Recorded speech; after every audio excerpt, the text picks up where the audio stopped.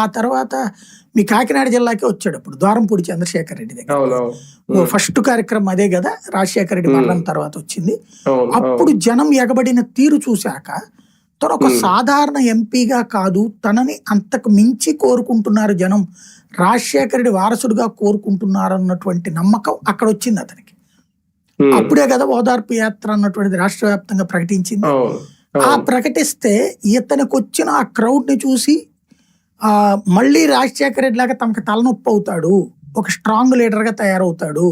రాజశేఖర రెడ్డి మొదట వీళ్ళకి ఇష్టం కాంగ్రెస్ కి, ఎందుకంటే అధికారంలోకి తీసుకొచ్చాడు, చైతన్యం తెచ్చాడు. వరుసగా 2 సార్లు గెలిచిన తెలుగుదేశాన్ని 89 to 94, 94 to 99 గెలిచినటువంటి తెలుగుదేశాన్ని ఓడగొట్టి అధికారంలోకి తీసుకురాగలిగాడు రాజశేఖర రెడ్డి.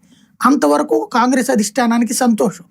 కానీ 2009కి వచ్చేటప్పటికి అధిష్టానాన్ని కూడా పక్కన పెట్టి పొత్తులని వాళ్ళు ఎంత మొత్తుకున్నా సరే, ఎందుకంటే 2004లో పొత్తులు కాంగ్రెస్, కమ్యూనిస్టులు, టీఆర్ఎస్తో కూడా కలిపి పొత్తు, వాళ్ళందరూ దూరం పెట్టేశాడు. ఆ టీఆర్ఎస్ని విడగొట్టేశాడు, చెడగొట్టేశాడు రాజశేఖర రెడ్డి.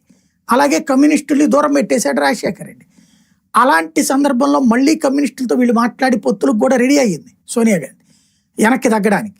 కానీ రాజశేఖర రెడ్డి అక్కర్లేదన్నాడు, నేను చూసుకుంటా, నాకు వదిలేయండి అన్నాడు. గత్యంతరం